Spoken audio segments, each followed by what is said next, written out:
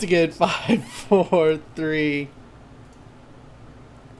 You're listening to the Heroes Power Hour presented by BlizzPro.com. Your hosts, Balrog fan, Zexorus, and DJ Tyrant.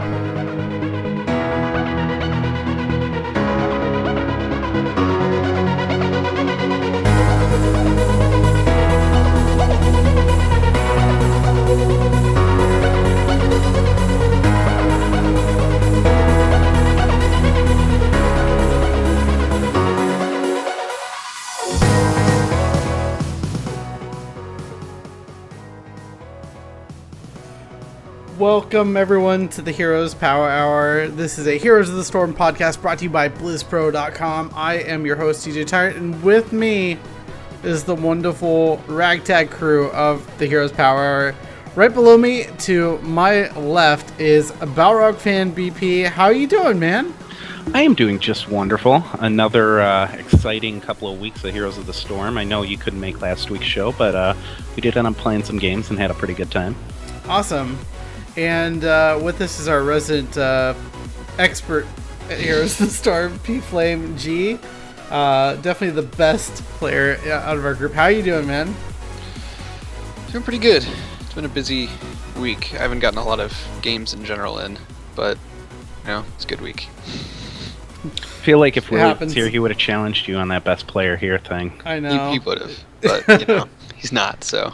Well, yeah, he is not here with us this week.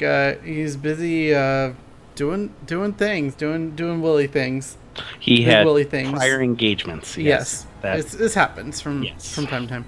But yeah, we'll be talking actually about Willie's favorite hero in Heroes of the Storm today, Chromie. Oh, is this so? Chromie I'm so excited. This is the Chromie Power Hour. This is the Chromie Power Hour, actually. He's sitting punching himself. I know, he's just sitting there so angry about us talking about Chromie in any sort of positive light. On the real though, she's gotten better. She has. Oh yeah. Quite a bit. I've seen her used quite effectively from time to time, and she's someone that just can snipe so well. She almost does it better than Nova these days.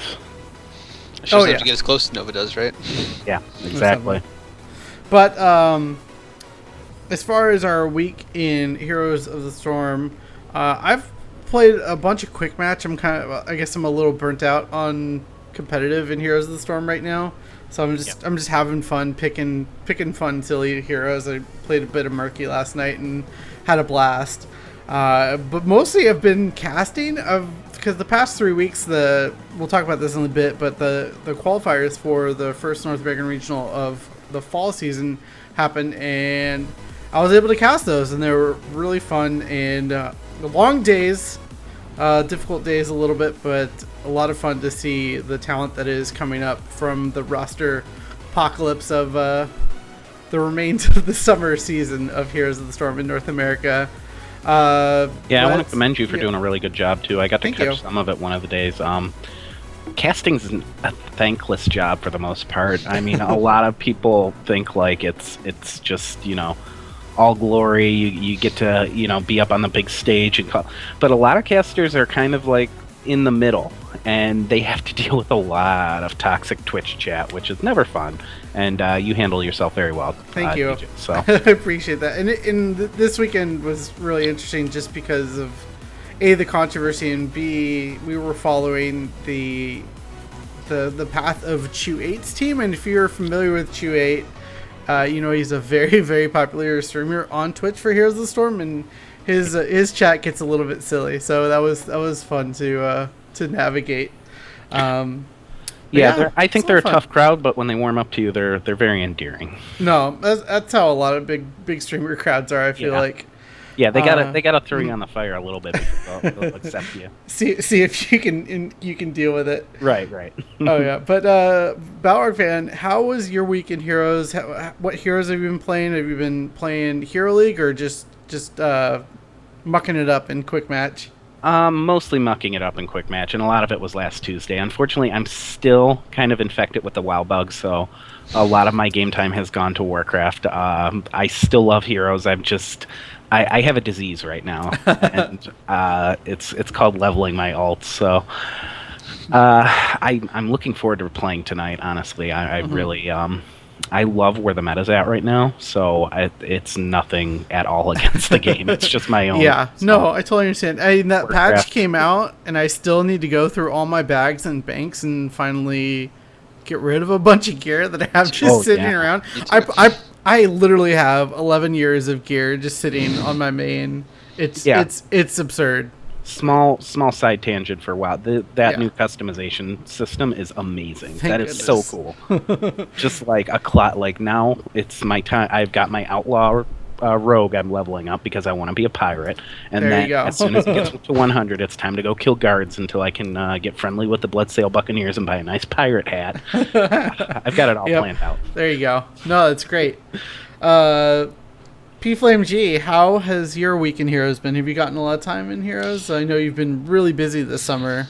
Yeah, not a lot. Turns out having a full-time job takes a bunch of time. I think I've played some Hero League. It's nice. I play the mages because I pick what's in meta, and I'm a decent assassin player. But I do prefer the Rainers, the Lunaras, the Tracers, that kind of playstyle more. And with, I think, some of the mage balance changes, they're not as, you have to first pick that if it's available. So I have more freedom to kind of play Lunara and stuff like that, which I've been enjoying. I'm less likely to see a first pick Rainer and go, oh god, we're in trouble. Yeah. Because he feels better. Mm-hmm. He feels good right now. I think he's honestly underpicked in pro play, but he's in a really good spot. Him and Vala, I feel like, are pretty underpicked for how solid their toolkits are. Mm-hmm. Yeah. But speaking of toolkits, Blizzard announced yesterday that we're getting a balance update tomorrow, July 27th. And it's a pretty significant balance update. I mean, we just had, was it last week? Or two? No, it was 2 weeks ago. 2 weeks ago. A pretty big patch with the changes. And we're getting just some quality of life adjustments here. And we're just going to, as quickly as we can, go through all of these changes. There's something like 11 different heroes that got touched with this in pretty significant ways. And each of them in different ways as well. So we'll just go from top to bottom here. They started off with the Assassins, and Chromie is getting some huge changes. I expect her win rate to go up pretty significantly with these changes. Slowing Sands is one of her heroics. The mana cost is reduced from 4 to 2 per second, so it doesn't feel nearly as bad to just leave that up. And then the slow is increased from 50% after 5 seconds to 60% after 3 seconds. 10% doesn't seem like a lot on paper, but in-game, I know that's going to feel very significant, and it coming online 2 seconds faster is even scarier. No, the ramp-up time is the biggest part of her changes, right? Because you never really cared about the mana and the 10% slow, but it felt like the first couple seconds people were in your ult was just, they didn't notice, right? They could just walk through it and, a tenth of a second slower. But it ramps up faster, it's a significant effect now. So I think this is really good. I mean, half the cost on the mana is nothing to sneeze at either. Per second, that adds up pretty quick. But obviously, she has a fairly decent mana pool. But yeah, I definitely agree that the ramp-up time is way more significant. Mm-hmm. And then talents got adjusted as well at level 7 Mobius Loop. That cooldown mana cost reduction is increased from 40 to 50%. It's a nice quality of life change there. Chrono Sickness on her E, the slow duration is increased from 3 to 4. And now reduces the mana cost of Time Trap by 50%. So a lot of mana adjustments here for her. Did you feel that, this is for Carl, did you feel that she had a lot of mana issues and this is kind of them trying to address that? Or is this just making it easier for players to use her abilities more often? I never thought she did, but the last time they adjusted her time trap ability, they did it because they were trying to incentivize players to use it more. So that leads me to believe players still aren't using it. And so that's what they're trying to do.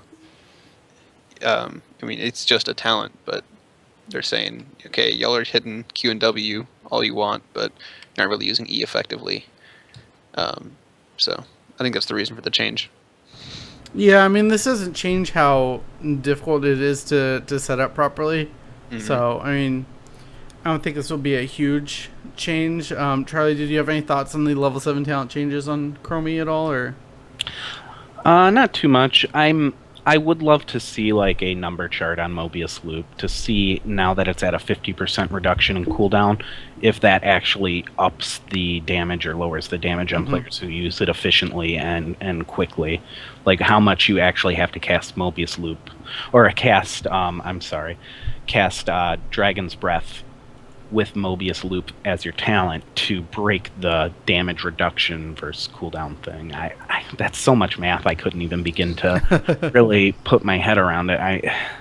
50% sounds like a lot, but how much is that worth offsetting your damage by 25%? Because it's supposed to be a burst skill shot, so.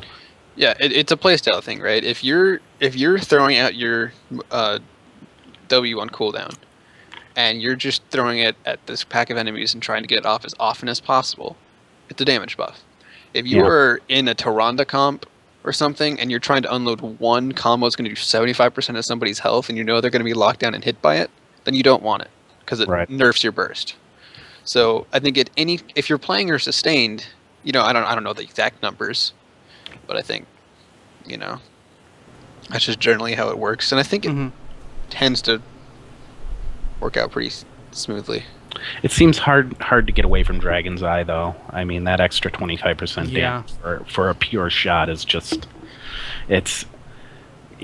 obviously, at the end of the day, the game is more about skill shots when playing heroes like Chromie, and getting that perfect shot off is obviously something you're striving for, and not so much rapid burst, although it might help with her wave clear. It's a tough call.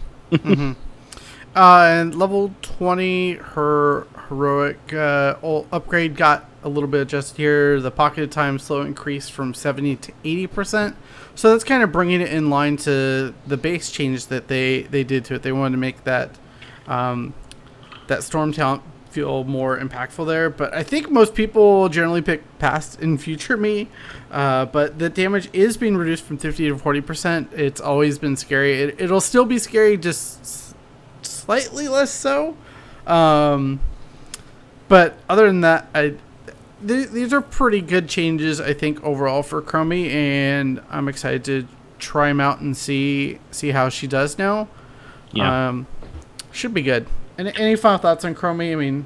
I mean, it's pretty much just upgrades across the board. I think there's a chance with the reduction in past and future me for heroes who take slowing sands, they might also consider Anderhall anomaly. Yeah. Just because having 3 traps at once, it can be very beneficial, especially since when the cooldown resets, you get all 3 charges immediately. It's not a wait per charge, so it drastically improves the effectiveness of your E. And on certain maps, those traps can kind of make the difference in setting up kills or protecting lanes or protecting ganks. So I don't know. I still think the way to go with her is temporal loop, but we'll see. Yeah, most definitely. And we have some people in chat. This is awesome. Lord Sinwinder, thank you for your comment. We'll be probably talking more about IRL next week as a support player. I'm very, very excited for her to be added to the game. So, but yeah, look out for next week's episode for that. We're going to be looking at the rest of these changes though right now. Moving on to Falstad, getting a couple kind of overall quality of life changes to the balance of Heroes of the Storm. Mighty Gust has always been something that's been very impactful in games, and so they are going to adjust this here. Movement speed of the initial slow is going to be reduced from 60 to 40%, and the movement speed decay time is going to be reduced from 5 to 4 seconds. I think this is kind of where the problem was with Mighty Gust, so I'm happy to see them adjusting this here. P Flame, what do you think? Yeah, I mean, I think I still find it funny that like a year ago they buffed Mighty Gust like 8 times in a row, like begging people to pick this heroic, and they finally did, and now they've nerfed it like 4 times in a row because it was just it had to get broken before people would use it. Yeah. But as far as the actual balance goes, 60 to 40% is a significant change. And I think 40%, like a 60% slow feels like you can't get anything done.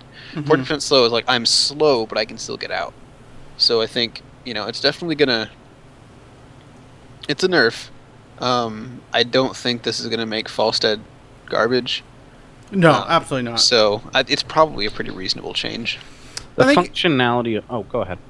I think it's a good change, and it doesn't take away from the disengage usage of it, and also we see it a lot of times used, especially in professional play, for disengaging from stuff like Mosh Pit or other heroics that are really impactful like that. And this doesn't take away from that, but it just it helps in making the effect in setting up team fights a little less effective. Bowervan? I cut you off. That was basically what I was going to say. Okay. No, we're right in line there. I think the functionality of it's still perfect. Good Falstad will use it to force his team to either get away from a bad fight or create a good situation for his team during a good team fight. And most of the time, the power of Mighty Gust is, how many times have we said, what a gust, and then the game is over, basically, because that gust was so... Or, oh, they could have lost there. That gust saved everything. Like, that's just the power of gust when used properly. And as long as they don't take away the fact that it blows people back and it has a fairly low cooldown, we're still going to see gust picked on Falstad quite often. Oh, yeah. I absolutely agree there. The other thing is on level 1, Gathering Storm, damage per hero hit reduced from 2 to 1.5. So this just reduces damage overall a little bit. Not too much, but I think later on in the game you'll notice this a little bit. If you do end up grabbing Gathering Storm here. Final thoughts on Falstad. I think these are good changes. They aren't too much in either direction, so I don't know. Yeah, they're both minor nerfs. I mean, Falstad's still going to play like Falstad. I haven't been able to watch the qualifiers really. I've been I was visiting my fiance last weekend, so I don't know about pro play, but I know in Hero League, Falstad's you occasionally see him picked about as much as Vala, right, kind of thing. So I think after this he'll probably be in just a really comfortable spot. I don't think he's going to be like, oh, I need Falstad right here, unless you need the mobility. Yeah, most definitely. Yep. But moving on to additional nerfs for high level picks here, Greymane is getting hit pretty hard, I would say, with the nerf bat here. Curse of the Worgen, its trait. The bonus damage is decreased from 50 to 40, so this is his Worgen form damage. Go for the Throat, his heroic is, the range is getting reduced by, they say, roughly 20%. Can you give us an exact number, Blizzard? Come on. Roughly. Well, it's probably because they use ranges of like 7. Yeah. Right. Oh, so, yeah. It's hard to have an exact. They don't ever. I don't know if you've ever seen them with ability. You have like a 6.2 as its range. 20.33% repeating, of course. Repeating, of course. And mark for the kill cooldown reduced from 50 to 40 seconds.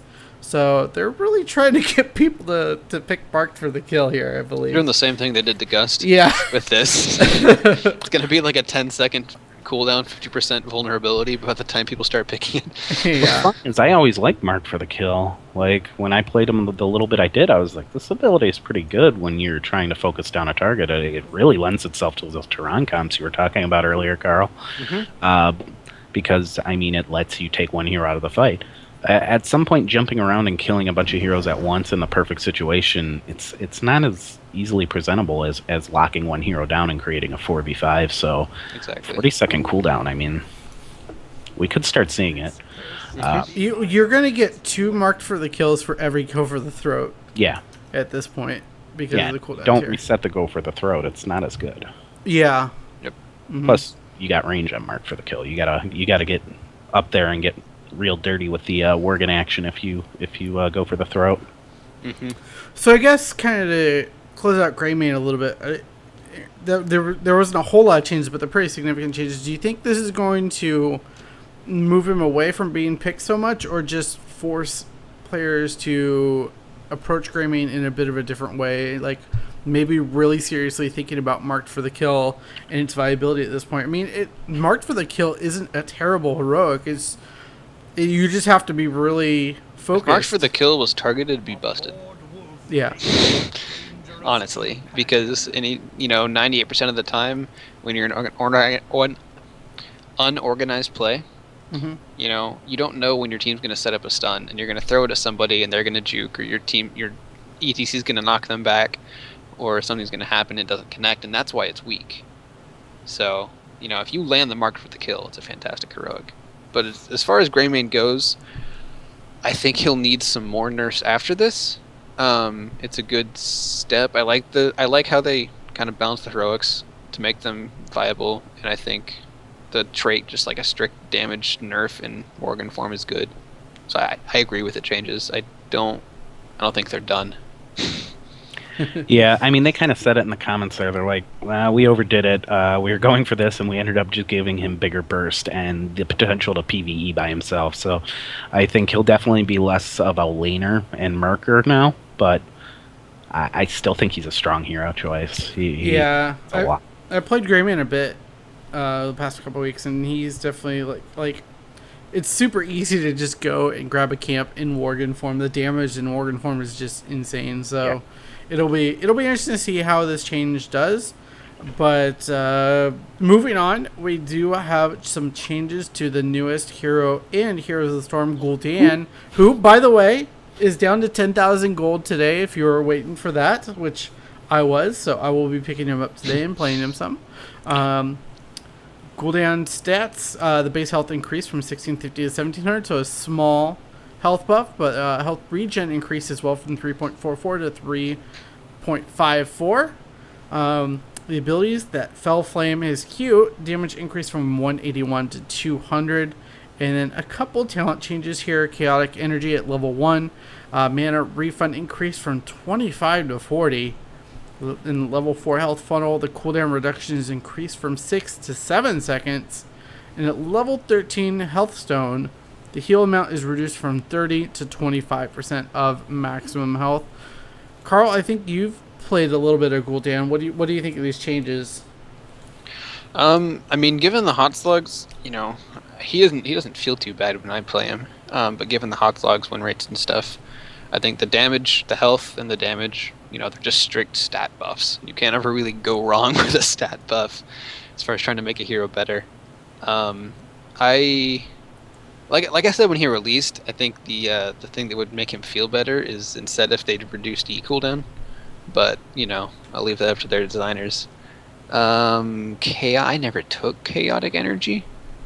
But, I mean, hey, it's a buff to a lower pick talent. And then the Health Stone, I think they said, it's like, basically it's going to heal you a similar amount as before. It's just they didn't want it to get buffed along with the base health. Oh, okay, yeah, that actually makes quite a bit of sense. Because, obviously, the numbers we're reading off are the base numbers, and obviously, as you level up, it scales better and better and better. So exactly, it's going to get out of control if they don't adjust the Health Stone thing here. Charlie, you have any thoughts? I think we might end up seeing that's a pretty decent buff to his Q, and his Q build isn't something that's highly popular at the moment, but it could end up seeing more of a chance now. I think that definitely encourages players to go Q build, maybe take Pursuit of Flame at 1 and Down by the Shadow at 7. Look at, if you need it, Fell Armor, and then at 16, obviously Rampant Fire would be needed. Mm-hmm. It just depends on how well that's got. I mean, like I said, a full 19 points of damage just baseline on a basic ability is pretty big, especially scaling throughout the game. So that's something I want to keep an eye on moving forward after the change. See if, as they said, the Fell Flame will be more threatening. Yeah, most definitely. We'll be keeping an eye on that in the upcoming weeks here, as I'm sure they will make adjustments as needed. But P-Flame, one of your favorite heroes, getting a little bit of a nerf here. Living Bomb for Kael'thas is getting its damage over time reduced from 50 to 40, so a little less explodey from the Fire Mage there. What are your thoughts? Just because I know you've put a lot of time into Kael, you've gone through a lot of changes with this hero. I have gone through a lot of changes. This is like I said, their last patch notes with Kael'thas, where they reduced the damage over time and they buffed the AoE. Right? I think this is just because they want him to be more of an AoE mage than a single target. So they're kind of continuing in that vein of thought, except for they're not trying to buff his AoE. I think his win rate's kind of tame right now. He's in a pretty reasonable spot. But it's definitely come down. It's a pretty reasonable nerf too. So I don't feel, I think right now Kael'thas is a good pick, but he's not first pick. He's not. You have to first pick him. So, like me, I'm a fan of Kael'thas. I said I like sustained people, but I also just like Kael'thas. Mm-hmm. But if you're, if you're first pick and you don't really know how to play him, then don't pick him right now. You don't need to. Yeah. Will this affect his status as your best man at your upcoming wedding, or? No, it won't. Okay, he'll still, oh my goodness. Okay, good. He'll still. I was worried when I saw the match. So yeah, I guess just overall minor change, bringing him more in line with some of the other mages, and we'll kind of talk about where the mages are statistically right after we go over these patch notes. But I'm assuming Powerhour, you didn't have anything really to say about Kael. It's pretty straightforward. That's straightforward, yeah. But not so straightforward is the Queen of Blades Kerrigan getting a huge nerf here. After she got the really incredible buffs a few weeks ago, and I really enjoyed playing her, but we'll have to see how that is going forward. The stats to her got changed on her base health, decreased from 1848 to 1680. Holy smokes, that is a huge health nerf. Mm-hmm. It's a revert. Yeah, I think it's just a revert to what she was, but she definitely could play quite a bit more aggressive. Now it's like she's going back to the having to be babysat with the support. I don't think babysat, because she got a lot of like quality talent changes in that last patch. Mm-hmm. She's still going to be good. She's just not going to be able to derpily sustain through like 3 hero fights. Now, like, you're going to have to pick your spots a little bit with her. She's pickable now. I still think she will be pickable, despite all these nerfs, because those changes were so good. You don't see someone go from bottom of the barrel to most hero picked if the changes weren't good. They're just trying to bring her into that sweet spot of 52 to 48 where they want all heroes kind of hovering. Mm-hmm. Yeah. And talents got changed. Sharpened Blades, her W is getting reduced from damage of 30 to 25%. Psionic Pulse at level 4, her E talent damage is reduced from 24 to 20 per pulse, and then at level 7, Blade Momentum, the cooldown reduction per basic attack reduced from 0.75 to 0.6. So definitely bringing her down to a bit closer to Earth from where she was. But she definitely felt really good, and I think she will still feel pretty good to play going forward, though. Yeah, I mean, honestly, the nerfs to the talents aren't so severe that it's like, oh man, they're just going in the other direction again. No, it's the health was the big change, and that basically says like we like where she's at, but yeah, we need to force players to not just be able to jump in and do whatever they want. There needs to be consequences when they jump in at 75% health on 3 people. They need to pick their spots more. So yeah. Any thoughts, P-Flame? These nerfs seem pretty heavy when I'm looking at those. I mean, it's basically a strict health nerf and nerf to the talents that were being picked. But she's at 60%. So maybe she needs a hard nerf. Yeah. I'll have to see numbers. I mean, Hot Slug's win rate after and play her and see how it feels. Yeah, we'll have to see that for sure. Sharpened Blade's the one that was being taken all the time? I always liked Sharpened Blade. I don't know. I liked it too. I don't know what was being taken after her changes though. See, I Siphoning Impact a lot. Yeah, it's the talented one. So the Ravage health buff or health. Oh return. Yeah, well, see It was, and then this patch, I was thinking they buffed sharpened blades, and they kind of nerfed their sight or the clean kill. Mm-hmm. Yeah. So I was thinking you wanted to go sharpened blades, psionic pulse, was how you wanted to play her. Mm-hmm. But I don't think siphon clean kill was bad either. And yeah, the psionic pulse damage. I mean, it's only 4 per tick. It's still a very highly, because that's just a brand new talent, pretty much, right? Psionic pulse. I mean, as far as like the effectiveness of it, because before it was always clean kill. Psionic pulse got so good that you had to take it. So, I hope it's not as heavy as you fear, Carl. 'Cause I'm really glad to see her back. No, I definitely want her to still be good. I think she's a fun character. So I don't think they're strong enough to take her from 60 to 45. Yeah. But, I think they will get her close to that 52% range, which is I don't know. A lot of times characters get left at 60 for a while. Yeah, it seems like they're a bit more willing to quickly change heroes that they feel are starting to get out of control, which is good.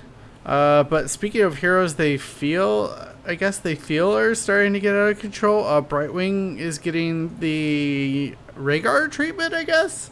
It seems like every patch Brightwing is getting nerfed. So going over what is changing tomorrow is going to be Soothing Mist, that trait of the pulse heal. It's going to be dropped from 120 to 115. And a couple talents getting changed as well. Unfurling Spray at level 1. The range increase on Soothing Mist is being reduced from 33 to 20%. At level 7, Mystified, the cooldown reduction when casting abilities is reduced from 0.75 to 0.5. And at level 13, Shield Dust, the ability damage reduction decreased from 50 to 40%. So overall, this is going to drop her healing a little bit, and I did see Unfurling Spray actually picked up quite a bit this weekend in the qualifiers by the players competing. So there's definitely something to be said about having that much bigger range on the pulse heal that really allows her to play a bit safer. But now that is being dropped to 20%. Balrog fan, I know you've played a ton of Brightwing, and you play a lot of support. So what do you think of these changes for Brightwing here? They were probably needed. She can't be both the best healer and have the most utility. She's always been strong, I've thought, especially Unfurling Spray. I've been taking Unfurling Spray pretty much since that big change they made to her. I just like having that extra range on my pulse. It allows me to do more healing.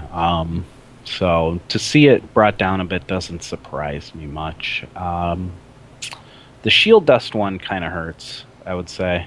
And the trait just straight out flat numbers, you're going to see that impact. But at the end of the day, she's still a global presence healer with the teleport, with shields that apply upon the teleport if you talent into it. She has polymorph.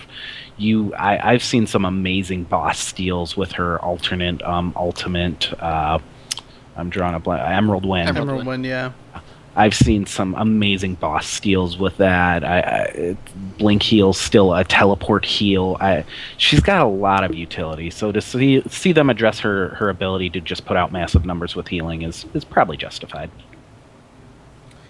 Yeah, I don't think we're going to see her picked any less, really, because the situations that Brightwing is picked for is a lot of times you're playing against a team that has a huge damage output, or they put all their eggs in one basket, like an Illidan or something like that, and obviously getting that polymorph is super helpful and really can turn the tide of team fights for you. And her healing numbers will still be really good, so I'm not too concerned about her kind of dropping off the map as far as supports. I mean, it's only really 4 supports that are really taken in competitive, I would say, right now. Brightwing, Karazim, Rhaegar, and Uther. Rhaegar, yeah.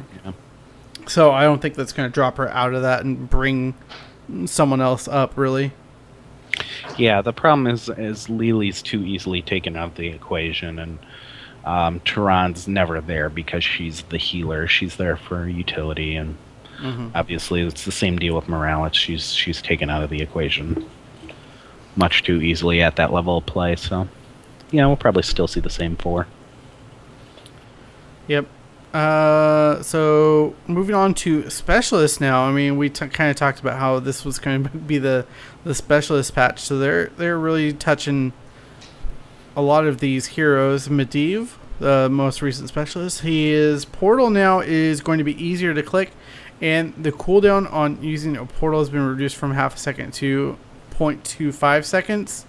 So a little bit easier to kind of just jump in and jump out if you want to use a heroic or something like that. Yeah. Just nice quality of life changes for Medivh. I don't think there's much else to say about that. Nazeebo, we'll talk about his win rate in a little bit. But the Gargantuan heroic, the basic attack damage is getting reduced from 151 to 130, so a pretty significant damage decrease there for Nazeebo. Maybe trying to bring up some of the other heroic. Yeah, and then also in the bug fixes, his Toads of Fusion's talent no longer causes a plague of toads to deal more damage than intended. Okay, there was a we thought that was happening in a game I was playing or something, so I'm glad they are addressing that. Yeah, there was like a Reddit thread I think this week or a week ago or at some time that was like, here's how you fix Nazeebo's win rate. You fix the bug. Right. Whereas Toads of Fusion are doing more damage than you thought. And so that's also a nerf to him in addition to the Gargantuan. So yeah, I expect to see him to drop back down, probably. Yeah, a lesser pick specialist once again. They can't seem to find the right spot for Gargantuan. I feel like Gargantuan is touched on every single balance change in Bath. I'd love to know the amount of times that heroic has gotten touched since I feel Alpha. like It's a lot. To be the most, yeah. Gargantuan is. It's definitely more. It's definitely more than I can count on all my fingers, I think. Yeah, and toes. And toes, probably. Oh my goodness. I mean, before back in Alpha, it was like never picked. It was always Ravenous. Oh yeah, 100%. And then they're like buff Gargantuan, buff like we saw buffs to Gargantuan up through the beta until after release, and then all of a sudden everybody picked Gargantuan after like a big patch change. I want to say about a year ago. And then it's still been tweaked up, down, left. Yeah. It's insane. Well, that one patch like nerfed Ravenous damage, and then nerfed the specialized toxin, and also just more heroes with range stuns join the game. Yeah. So Ravenous is just harder and harder to actually use effectively. Even though it's one of my favorite ults in the game. It's so cool when you get a nice, satisfying one off from the perfect position where you can't be touched. The next hero getting some pretty significant changes is Zul here. The Ray Skeleton trait is the damage of the skeletons being reduced from 30 to 23. A bunch of talents getting changed. 2 at level 1 getting changed here. That bone shield. Shade is now offering the cooldown on bone armor to be increased from 40 to 50 second. Shade's the basic attack evasion. Yeah, that's the basic attack evasion one. And Shackler, now the slow amount is increased from 30 to 35%. So just some quality of life changes there on those level 1 talents. And Shade was pretty much picked, I think, almost all the time. It was. Yeah. So this is, hey, let's have 3 actual talents at level 1. Yeah. But also getting changed is at level 7, Rathma's Blessing. Now, that's whenever you use the Ray Skeleton trait, it heals you. It's being dropped from 66 to 55, so a little bit less sustain and healing for Zul here. Flowing Wounds at level 16, the cooldown reduction increased from 4 to 5 seconds, so that's a nice little buff there. And then poor Willie isn't here to talk about this, but level 20, Bone Spear, the damage is getting reduced from 260 to 230. Spear. Sorry, I had to do it for him. Yeah, no, that's good. So just some quality of life changes for Zul. I think I'm okay with this. They're not too much in either direction, and think just the Bone Spear change obviously to try and encourage some other By the way, if you're playing the Heroes of Powerhour drinking game tonight and taking a shot every time Jimmy said quality of life changes, I apologize. You're probably really drunk. I'm so sorry. I'm sorry. I can't help but be a jerk. Yeah, no worries. This is to address how good the minions are now. Yeah. That's all this is. Well, and 16 and 20, I think, are both encouraging people to pick Mortal Wound. Yeah. Because Flowing Wounds combines with Mortal Wound to have just, like, really high uptime on your Mortal Wound. They just never get healed. So it's like, all right, Bone Spear's nerfed, so now you can pick Mortal Wound, and you get even more cooldown reduced, so you can pick Mortal Wound. Yeah. So, no, you're not wrong. And the skeleton build had become so popular with the minion buffs that it was impossible not to choose that. So it's always nice when they see some diversity. And Zul has always been a pest since released. He's a hard guy to kill, and he's always creating these. He's very sneaky with how well he is. It's funny. It seems like every so often I have a game where like the enemy team just ignores me on Zul, and I'm just like, okay, I'll just push out bottom here forever. Right. Or he shows up to a team fight, and you're like, I can't do that much. Oh god. Yeah, you never feel like Zul's all that impactful. Like, he released, everyone's like, oh, he feels great, he feels good. And then you see Hot Slogs, and he's like 60% win rate, and you're like, oh. He just has all these, like, subtle effects in the game. Yeah. Yeah, he's good. I think his biggest strength is he's strong on almost every map. Yeah. There's not a map he's bad on. Yeah, that's how I feel, too. The other specialist that is getting changed tomorrow, though, is Zagara. The abilities are getting a little bit of change here. Infested drop her either. The impact damage is being reduced from 166 to 155. I guess that was a little too much, so they're going to adjust that. And then Nidus Network, the creep radius is being reduced from 25 to 15%. Pretty significant nerf. And then talents at level 1 Infest, the initial damage buff to ranged minions is reduced from 200 to 150%. Probably a little too much there. So they are adjusting that. But not too many changes to Zagara. So I think she'll still be in a really good place. She obviously was before her big changes 2 weeks ago. What do you guys think? Personally, it doesn't surprise me to see the Nidus Network creep and Infest target it. Those were the two things I was like, really? They did that to her? All right, that's cool. I love playing her, so I'll have fun. But yeah, I mean, just Nidus Network creating so much creep with the 25% farther spread range. It felt like she had the ability to just cover the entire map when Nidus Network was taken. 15 probably should bring that a little bit in line, and because I when you baseline buff the creep as is and then add something that makes it spread further, I mean, the vision was just being abused at that point. And yeah, Infest has been the no-brainer talent to take at 1, and I think even with a 150% damage decrease, it's not going to see a decrease in pick. It's just going to feel a little more fair. I think infested drop change was almost irrelevant, and the rest I agree with Charlie. Yeah. And only one warrior getting touched in this patch tomorrow. It is our good friend who we'd never ever see, Artanis.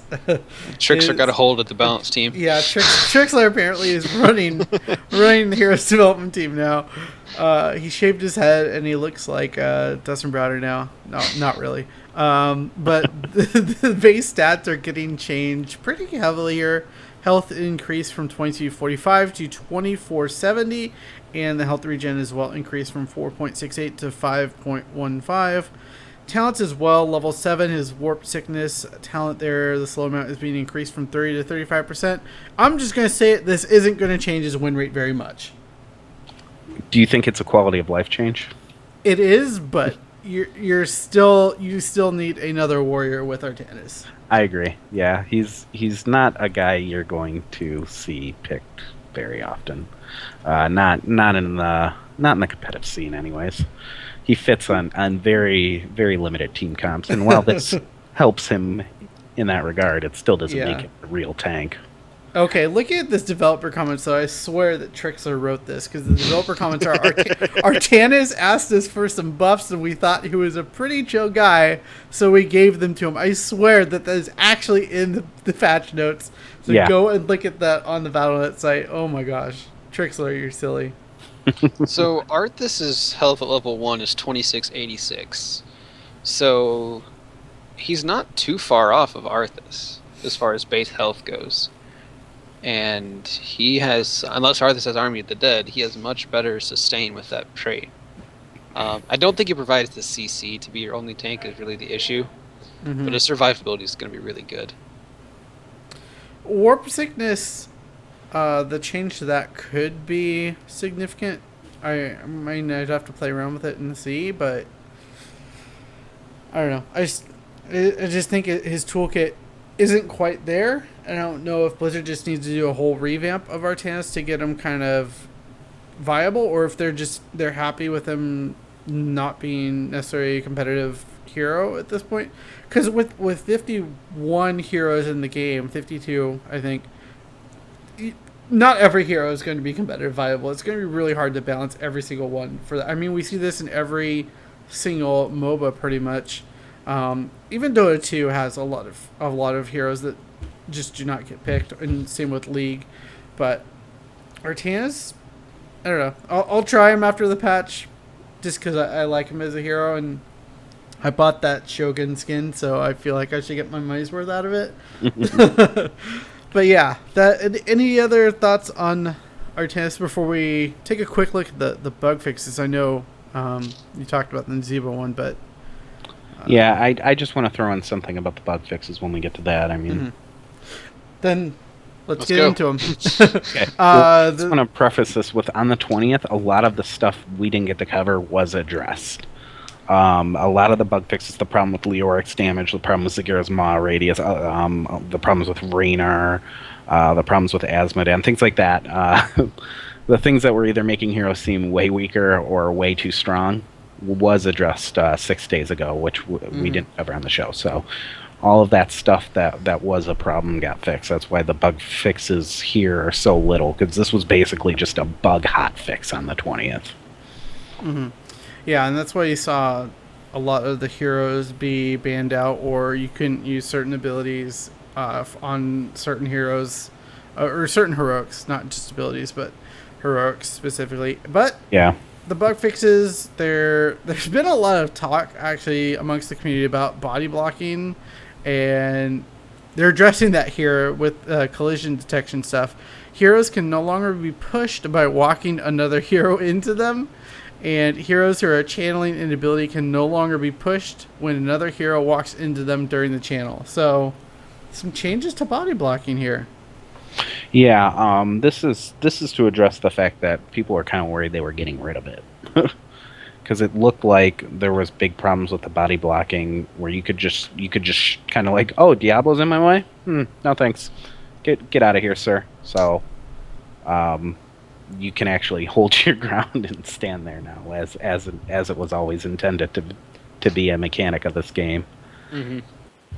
So that's good, because people are pretty worried with the initial response where it was like, oh yeah, we're aware of it, and they didn't say, yeah, we're going to change it. They just said, oh yeah, we're aware of it, and people are like, are we getting rid of body blocking, or what's happening here? Because that's kind of how I play Warriors now. Yeah. So, I mean, Carl, did you think that was going to happen, or? I don't know. I wasn't, because didn't they say they were talking about like adjusting how body blocking was handled and stuff? Yeah. But so I guess they're just saying, hey, we're not going to make this like the unintuitive. I can be affected just by somebody walking into me.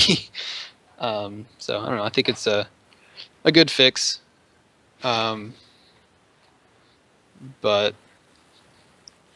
I don't think the other bug fixes, the Greyman ones, are just amusing. Yeah. Is it still a thing where Kerrigan can, like, if she's leaping on a false stand, she'll follow him? I don't know if I've ever seen that. That's a thing? Yeah, I saw it in a Heroes of the, or no, what was it? I'm sorry. Falstad flew off as somebody was grabbing him or something. I thought it was maybe Kerrigan, and she traveled with him into a team of 5. That's excellent. Yeah, I think it was on those Heroes Moments that you see pop up. Oh, yeah. Yeah. I don't usually watch those, so I miss out on stuff like that. Yeah, somebody with a leap ability just ended up, following Falstad to his team as he was flying. It was almost like the Carbot animation with Illidan, where it was just you saw a guy who can't fly just flying. So that was pretty cool. I don't know if they addressed that or not. There have been a lot of bug fixes, but yeah, Greymane. I mean, obviously you don't want glitches, so that's yeah. Tyrael no longer possible to deal damage with basic abilities while in Kingdom's Wrath, so that's done. Can't cause thank goodness. Anymore. There was a huge controversy about this over the weekend if certain teams were using it or not and abusing this, and yeah, glad to see they're addressing that. You can read up about it. I'm sure we really don't have time to cover it. Just if you're interested in all the goings-ons that were happening over the past few days with the qualifiers, just look up Astro Authority and Tyrael. It'll first thing you find on the internet, and plenty of people chiming in on how it was handled and what was done. So really quickly, we wanted to go over kind of right before these changes are made. We're going to look back on the past 2 weeks, kind of on Hotslogs, and see who really kind of benefited from the big changes on the patch with Gul'dan that came out. Obviously, the first one is Kerrigan and Brightwing. Their win rate pretty much skyrocketed to the top, and we kind of talked about that a little bit during the balance changes here, and that's obviously the reasoning why here. Who also got silently, I think, kind of quietly, really good is Jaina, and her quality of life changes have really affected her win rate. She's up to 52.5%. Yeah, Charlie had thought about that, and interestingly enough, I think this might be the first time she's been above Li Ming in a long time. Possibly. Probably Maybe. Ever, because Li Ming's been busted since released. That's true. This is probably the first time in months she's been ahead of KT. Is she ahead of KT? Yeah, she's ahead of KT as well. Yeah. So probably first time in months she's been ahead of that, but I don't know if she's ever had a higher win rate than Ming. Since we're short on time, we can turn this into a lightning round, guys. You want to do that? Yeah, let's do it. All right, Carl, biggest winner. Nobody can repeat what the Olsen says. Sorry. So are we counting what Jimmy's already said? Just go. Biggest winner. Kerrigan. Biggest winner, Jimmy. Jaina. Right here, Brightwing. All right, Carl, biggest loser. KT. KT? Oh, Jimmy? Anubarak. I will say probably. Oh god. We'll say Illidan. Illidan has not been faring well in this new meta. He's in a bad spot. He just took a dumpster dive. I don't know.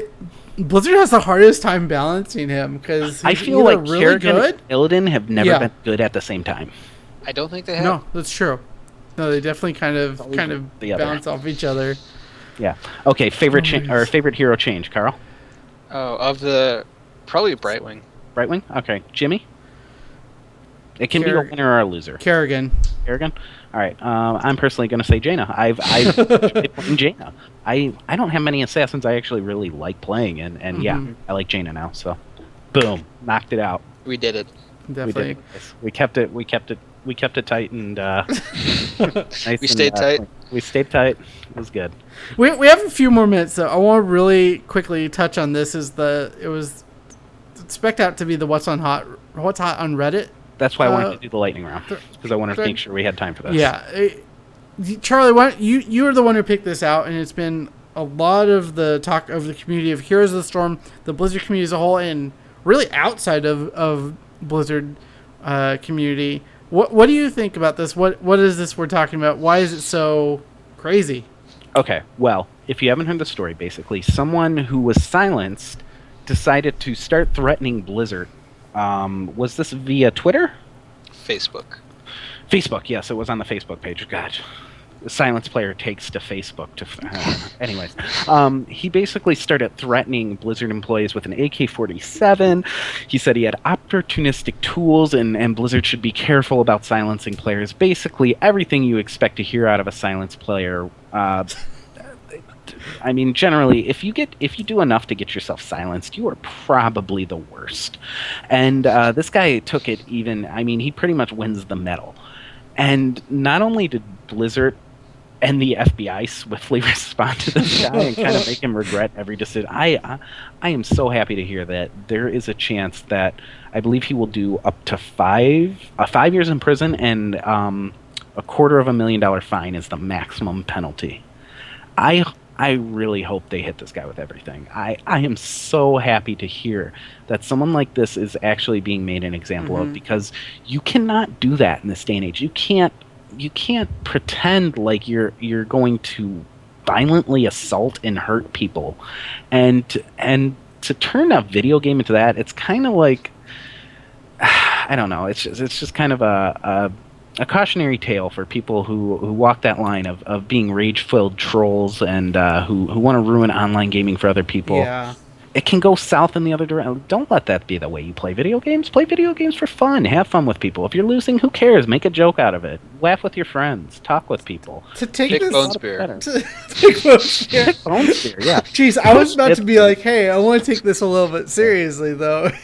Yeah, but no, like, in all it's seriousness, like, I kind of feel bad for this person, like, that they're so distraught over being silenced in a video game that they decide to do this. I mean, they obviously need some sort of help. If you look at I think this is the transcript from some FBI interview. And the FBI asked him, why did you say opportunistic tools? And then he said, well, I, as a crazy person, and I want to make it clear that I'm an insane moron, thought that it would be the scariest way possible to make them think that I meant business. Okay, maybe that wasn't an exact quote, but it was something along those lines. Basically. And I don't think he's mentally disturbed. I don't think he is either. I'm basing this off nothing. This is just hearsay. But this is just me saying, this is just an egotistical prick who got himself silenced and didn't really think through the consequences of this. And he's like, I gotta steer into this hard because I could be facing some serious jail time. So I gotta at least pretend I'm actually insane. I don't think someone who's capable of playing the game and getting themselves silenced is also capable of being a complete psycho. I don't know. I don't know. Well enough to. I also want to know what exactly his plan was. I mean, yes, you can Google and find the exact address of where Blizzard Entertainment's headquarters are. It's not difficult. But if you go there, it's not exactly an easy place to get in. It's literally guarded 24/7. It's a multi-million-dollar company with a security. Yeah, I don't think that's the thing. I don't think they were thinking. They were like, man, I'm really frustrated. I got to do something to Blizzard. I'm going to threaten them with a gun. Right. Because that is the thing to do. Yeah, if I threaten them with a gun, I can probably get unsilenced and start telling people that they're terrible at this game again, because otherwise I'm not having fun if I'm not blaming everybody in chat. Oh my gosh.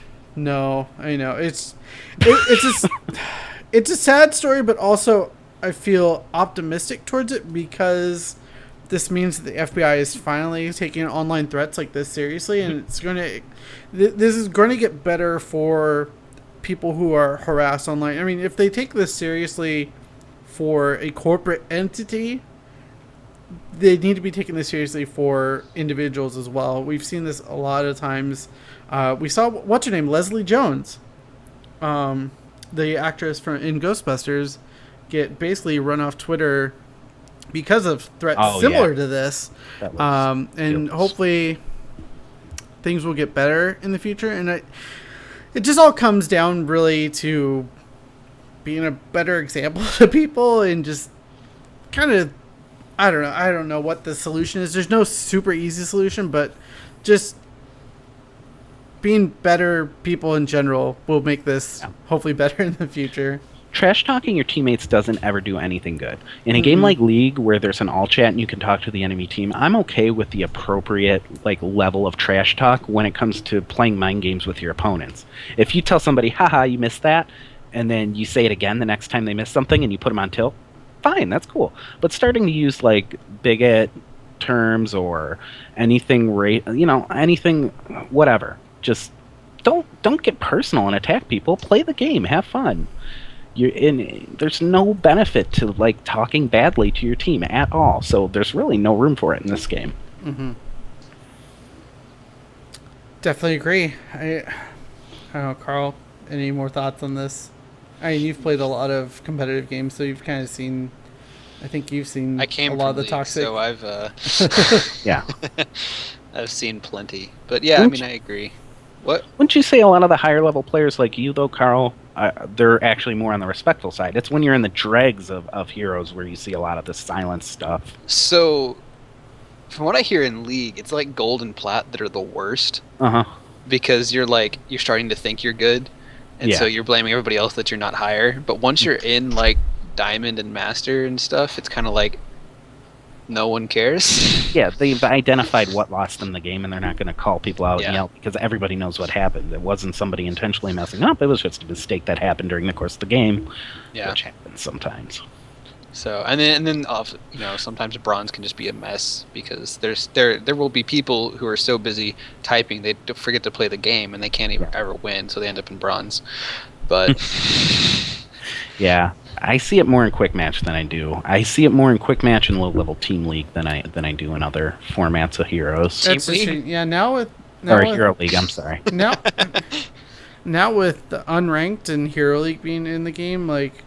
Anytime I play quick match, I don't care. Yeah.